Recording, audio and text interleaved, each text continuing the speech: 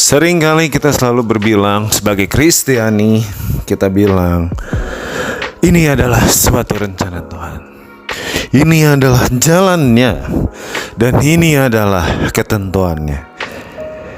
Bagaimana kita bisa ngomong kalau kita tidak pernah mengenal? Bagaimana kita bisa ngomong kalau kita tidak pernah mengenal doktrin? Bagaimana kita bisa ngomong kalau kita tidak pernah membaca Alkitab?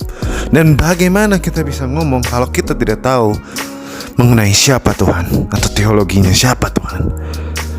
Kita selalu berbicara dengan kehidupan. Kita selalu berbicara pada realnya. Selalu ngomongnya adalah sebagai orang Kristen, melakukan ini tidaklah gampang, itu adalah susah.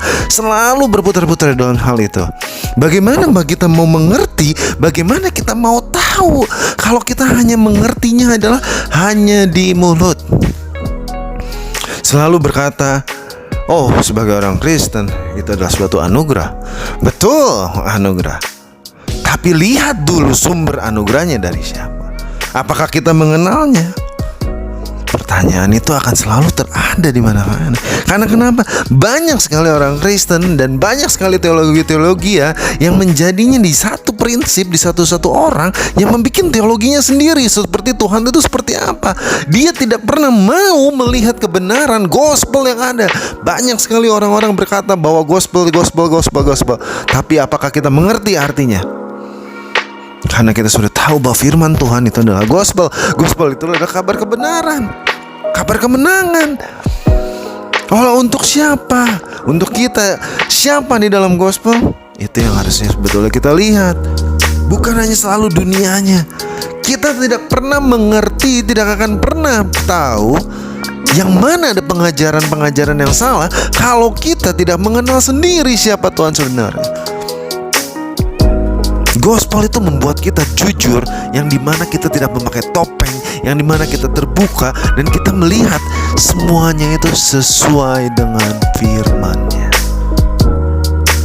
Banyak sekali orang-orang ini menyangkalkan kehidupannya dan melihat dari sisi-sisi, aku sudah belajar, aku sudah bisa begini.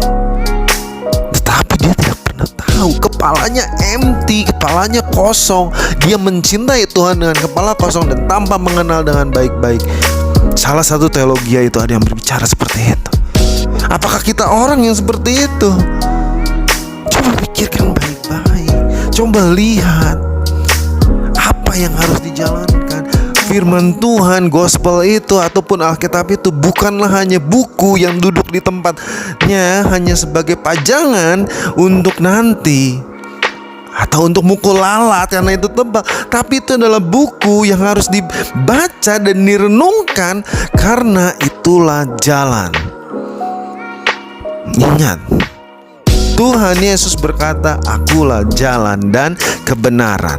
Dengan artian adalah gospel itu firman-Nya, dan firman-Nya itu adalah kebenaran.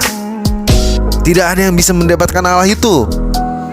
Ada juga Kristen yang berkata, kita harus tulus akan sesuatu. Yes, betul. Tapi apakah ketulusan akan membantumu dan akan menyelamatkanmu? No. I'm sorry my friend. Ketulusan dan baik itu tidak akan menyelamatkanmu, bukan belum tentu lagi. Tapi gospel, tapi kebenaranlah yang akan membenarkan kau dan saya. Oleh sebab itu, ayo mari teman-teman Kristiani, change your life, change your mindset, share the gospel, be blessed. God bless you.